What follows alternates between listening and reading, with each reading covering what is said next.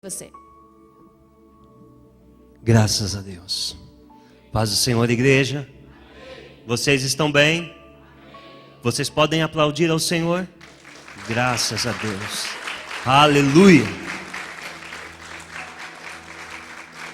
Graças a Deus. Eu estou imensamente feliz em estar com vocês este final de semana. E nós vamos levantar aqui um altar de intercessão durante esses dias. E eu creio que Deus vai fazer coisas grandiosas. Então eu gostaria que você abrisse bem o seu coração.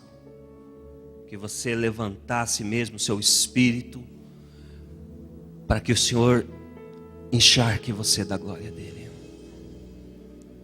Feche os seus olhos. Espírito Santo, estamos aqui esta noite comprometidos com a sua palavra, comprometidos em sermos edificados pelo Espírito Santo. Nós saímos das nossas casas, nos dirigimos em direção a este local, a este templo, com o único objetivo, Senhor, de adorar o seu nome, ouvir a sua voz, entender o que o Senhor quer de nós nesta noite, para nos posicionarmos e darmos uma resposta. Que ninguém aqui esta noite, Senhor, saia sem ser profundamente tocado pelo Senhor. Que ninguém aqui esta noite saia, Senhor, sem receber uma porção grandiosa de revelação, de entendimento. Eu clamo sobre a vida da tua igreja, que o espírito de sabedoria e revelação venha sobre o seu povo. Venha sobre nós espírito de sabedoria e revelação. Traga entendimento, leva a nossa mente cativa à sua palavra. Que ninguém nos roube do propósito, que nada tire o foco dos teus filhos. Eu quero repreender todo o cansaço, eu quero repreender no nome de Jesus toda preocupação, toda mente dispersa, todo espírito de contrários que houver, Pai, nós repreendemos no nome de Jesus e pedimos a sua manifestação aqui, através da pessoa maravilhosa do Espírito Santo. Em nome de Jesus. Amém, amém. Abra sua Bíblia no Evangelho de Marcos, no capítulo 13 e versículo 35.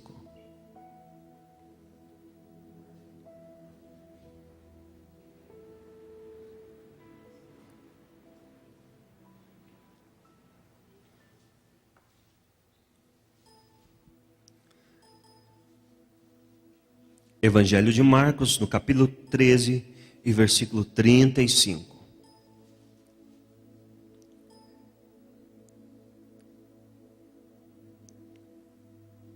Vigiai, pois não sabeis quando virá o dono da casa, se a viração do dia, se a meia-noite, se o cantar do galo ou se o romper da manhã. Vamos ler juntos? Vigiai, pois, quando virá o dono da casa, se a viração do dia, se a meia-noite, se ao cantar do galo ou se ao romper da manhã. Amém? Vocês podem se assentarem, tomem seus lugares.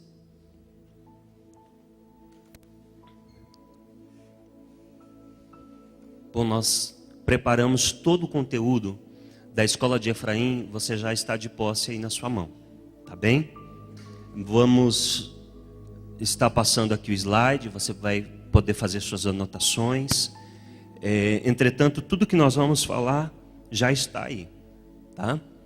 E gostaria que você ficasse bem calminho, porque nós temos muito conteúdo para falar e nós vamos progressivamente entrando dentro do que Deus quer que a gente chegue e seja liberado essa noite. Esse versículo que eu li inicialmente no Evangelho de Marcos foi um versículo que o Senhor me deu no momento em que Ele estava me dando a revelação da escola de Efraim. Por algum tempo eu estava orando e pedindo ao Senhor que liberasse algo sobre a minha vida, que fosse de encontro com as necessidades da igreja. Eu orei, Senhor, eu quero de fato algo que o Senhor me dê, que vai ser útil para a igreja, que vai ser relevante. Eu quero que o Senhor me revele algo que seja uma ferramenta para o corpo de Cristo. E eu estava orando já há algum tempo sobre isso, quando eu parei nesse versículo, no Evangelho de Marcos. E o Senhor me fez entender que aqui existia uma rema, existia algo que eu precisava estudar. Vigiai, pois, não sabeis quando virá o dono da casa, se a viração do dia, se a meia-noite, se ao cantar do galo, ou se romper da manhã. E depois de algum tempo meditando nesse versículo e falando com o Espírito Santo, eu percebi que nesse versículo havia 4 períodos diferentes. Viração do dia, diga comigo, viração do dia, meia-noite, cantar do galo e romper da manhã. Então, quando eu cheguei aqui nesse versículo e eu vi esses 4 períodos, e o Espírito Santo me disse que havia algo aqui para mim, então eu comecei a pesquisar. Fiz um laboratório, uma pesquisa, versículo por versículo. E aí elencamos numa busca todos os versículos da Bíblia que falavam a respeito de viração do dia, final da tarde, entardecer, pôr do sol. Todos os versículos da Bíblia que nós encontramos, nós estudamos ele, o texto, o contexto, o que estava acontecendo, por que estava acontecendo. Fizemos as mesmas coisas com os períodos seguintes: meia-noite, cantar do galo e romper da manhã.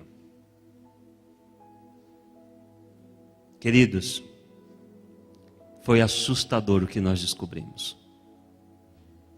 Nós descobrimos que a cada um desses períodos, Deus estava trabalhando especificamente de uma maneira.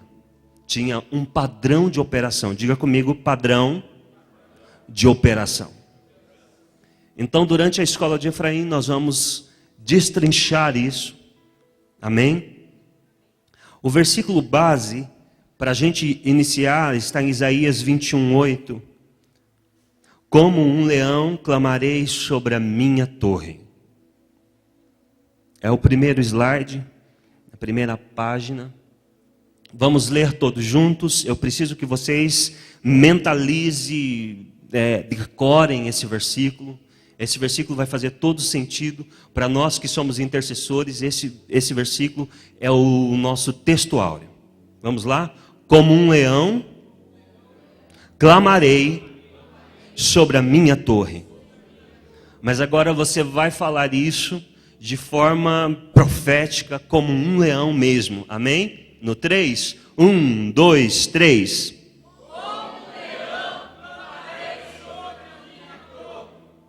Glória a Deus. Pode ser que a sua versão diga assim: Deus, estou como um leão sobre a minha sentinela. Há várias versões, essa eu acho muito interessante, porque eu acredito que a igreja precisa voltar para o seu lugar, para a sua torre, para o seu lugar de oração. Toda a estratégia de Satanás é roubar as pessoas do seu ambiente profético, do seu lugar de atuação.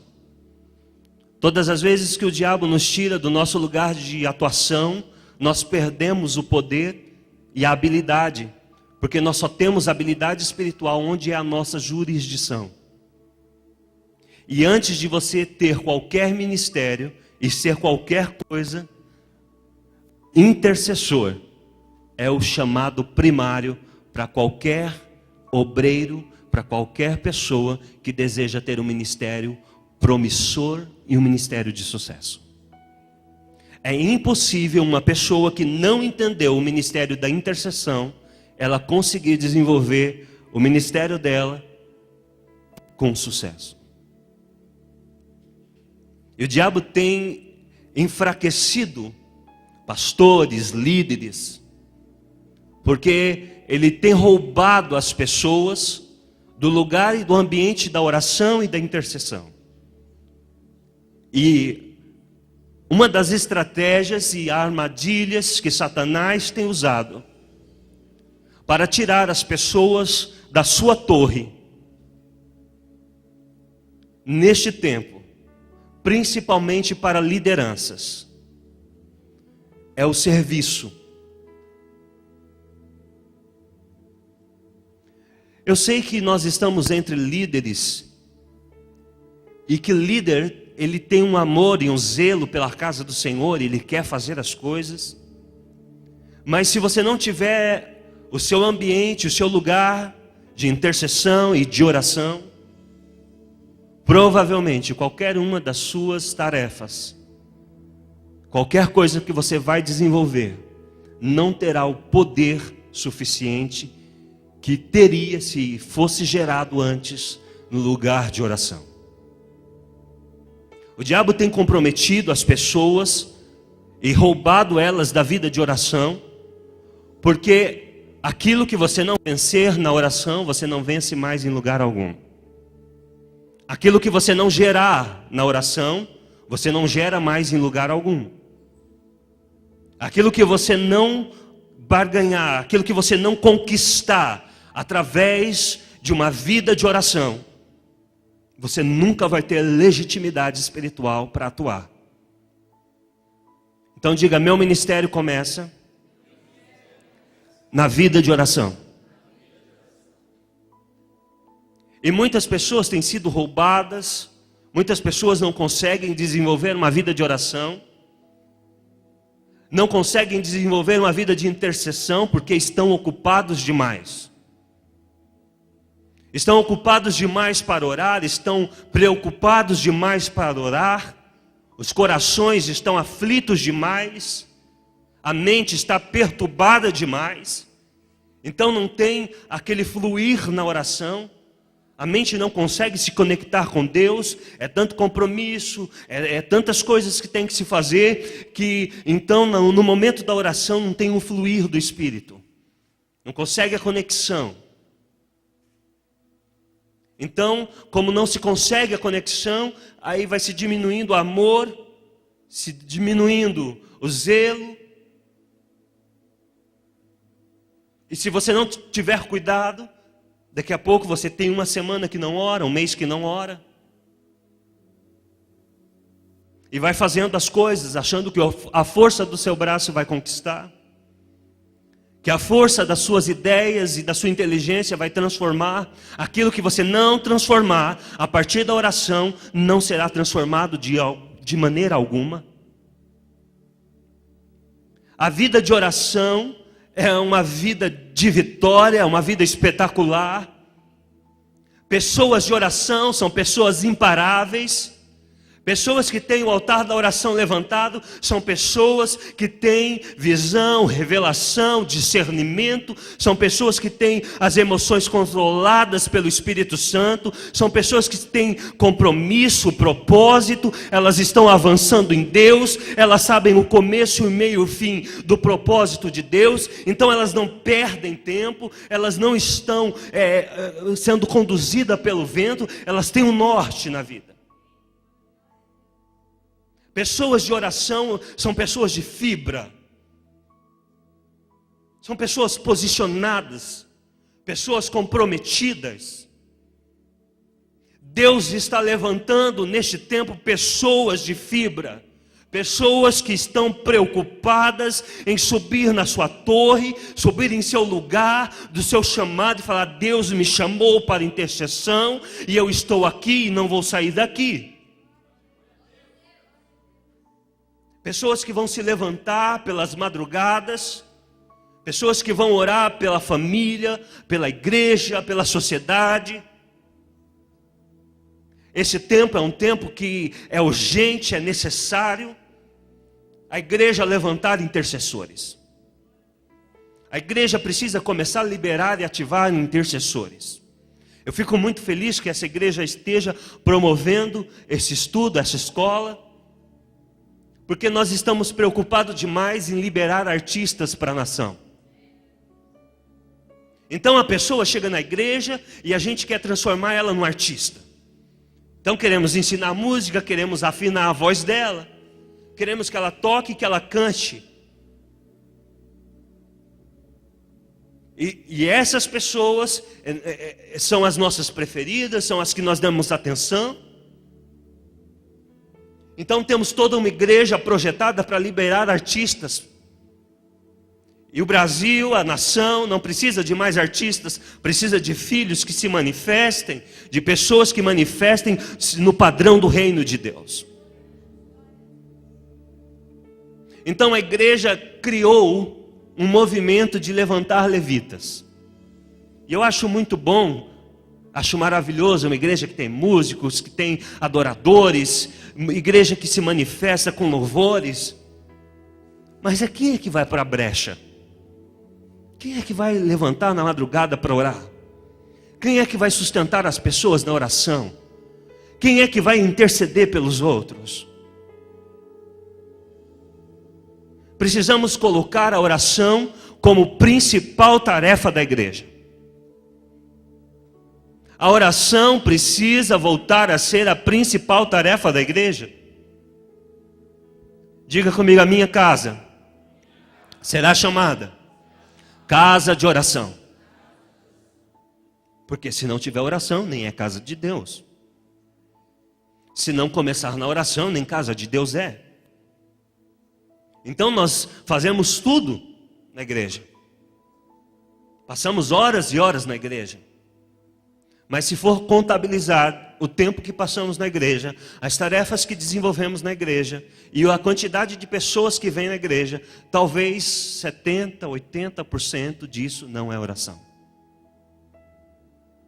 Então diga comigo, a igreja precisa voltar à cultura da oração, estabelecendo pessoas nos seus lugares, torres de intercessão.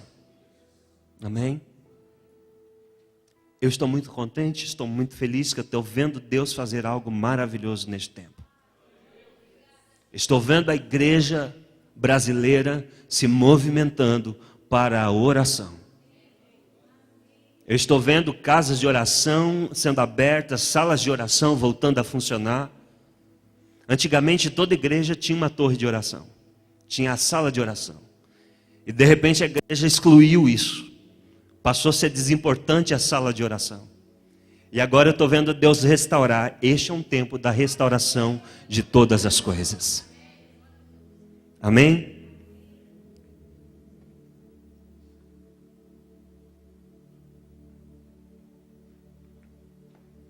Então o propósito da escola de Efraim é buscar ferramentas espirituais para despertar essa geração para o ministério da oração e da intercessão. Então o primeiro propósito da escola de Efraim é despertar a geração, a nossa geração, para orar. Por que nós temos tanta dificuldade de oração? Por que a igreja tem tanta dificuldade de orar? Por que a reunião de oração é a menos frequentada? Porque colocamos a oração em um lugar inferior. Temos dado menos importância à oração. O culto de oração é o menos trabalhado. Se o culto de oração é o que tem menos pessoas, isso mostra o quanto nós não estamos orando. E se nós não fizermos algo para que a oração se torne o culto principal da igreja, nós não vamos ativar as pessoas na vida de oração. Então, de que forma É o desafio, este é o desafio da igreja, é tornar a oração o culto mais precioso, mais querido. E para isso acontecer, a oração não vai poder ser mais aquele culto em que as pessoas estão ali ajoelhadas, às vezes dormindo, com aquelas orações xoxas, mortas, sem vida, aquelas orações sem pé e sem cabeça, aquela choramingação. Nós precisamos entender o que é uma vida de oração e de intercessão, olhar a vida dos apóstolos, dos profetas, orar o que eles oraram, ensinar o nosso povo as orações bíblicas, que as pessoas saibam orações bíblicas de cor, as orações apostólicas, as orações que Paulo fez, as orações que Pedro fez, orar cantando, orar com tangedores, orar orações grandiosas, orações do tamanho de Deus, orações que abalam as estruturas do inferno. Nós precisamos ser pessoas de oração, porque pessoas que têm orações reveladas pelo Espírito Santo, elas envolvem as outras para orar também. Você já ouviu uma oração revelada pelo Espírito Santo? Já ouviu alguém orando uma oração revelada pelo Espírito Santo?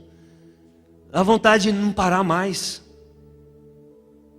Eu estive 5 dias na casa de oração de Curitiba. A maioria dos intercessores são adolescentes, jovens, entre 18 e 21 anos.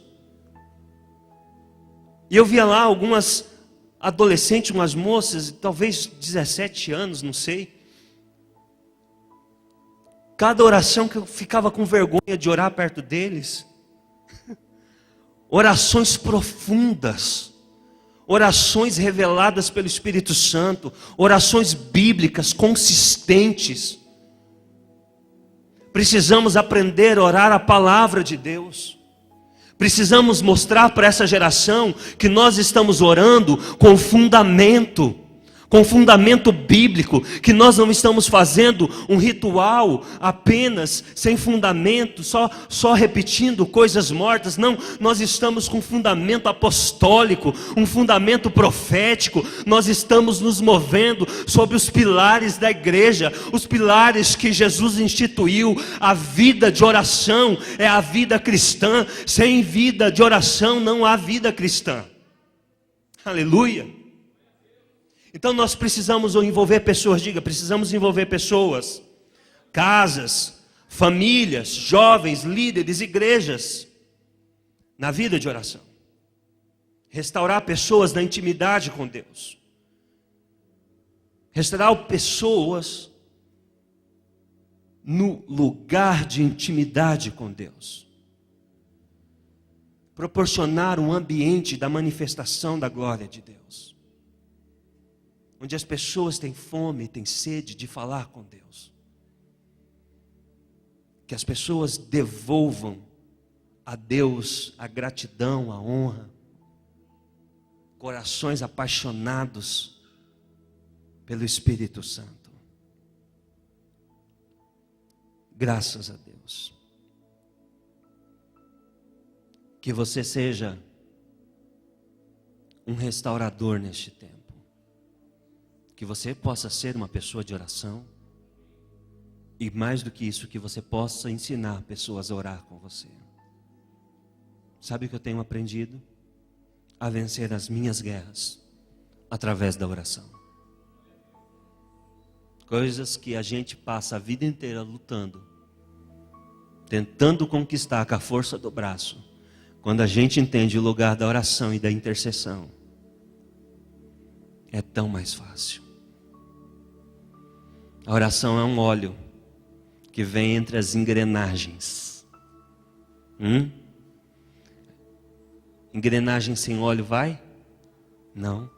Mas quando o óleo vem, tudo começa a se movimentar. Diga, eu vou começar a buscar o óleo precioso através da oração. para que o mover de Deus me leve para o propósito. Amém? Então, quando nós lemos lá no versículo de Marcos 13:35, vigiai, pois não sabeis quando virá o dono da casa, nós tivemos ali 4 períodos proféticos. Diga comigo, 4 períodos. Esses 4 períodos são as vigílias noturnas. E se você percebeu, ele começa a partir das 6 da tarde, porque o primeiro período se chama viração do dia. Diga comigo, viração do dia. O segundo período, meia-noite. O terceiro período, cantar do galo. E o quarto período, romper da manhã. No reino do Espírito, o dia começa às 18 horas.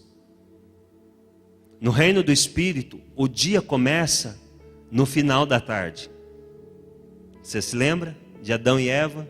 Como que Deus chamou lá na viração do dia? Então o dia vira às 18 horas. O interessante é que a mentalidade ocidental foi roubada e a gente acha que o dia começa pela manhã. Então, na viração do dia, quando o dia está começando, nós estamos focados em outras coisas. O que estamos fazendo? Geralmente voltando do trabalho, preocupados, cansados, estressados, às vezes chateados com tantas coisas. Você talvez dentro de um ônibus, dentro de um carro, no trânsito. Às 18 horas nem se lembra que é a hora da visitação, que é a hora de andar com Deus no Éden. Como o diabo nos roubou do propósito e como Deus vai nos levantar para restaurar todas as coisas. Às 18 horas é a viração do dia, é o momento que Deus deseja intimidade com você. A despeito do lugar onde você estiver, seja no ônibus, seja no trânsito, seja indo para a faculdade, onde você estiver, se lembre, Deus deseja intimidade comigo. Estamos fazendo tantas coisas e preocupados com tantas coisas, e esquecemos que Ele deseja caminhar conosco. Então, nesses 4 períodos, nós encontramos padrões de operações especificamente, onde Deus está trabalhando e revelando o coração dele. E quando comecei a estudar,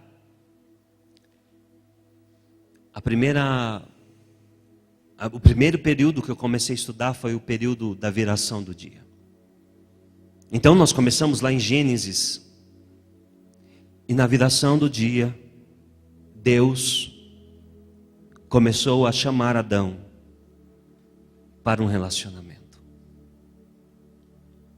Depois, se você vai ver mais para frente, na viração do dia, Deus está chamando Adão por causa de uma quebra de aliança. E Deus vai cobrar uma aliança que foi quebrada. Daqui a pouco você vai andar um pouquinho mais para frente. Você vai ver Noé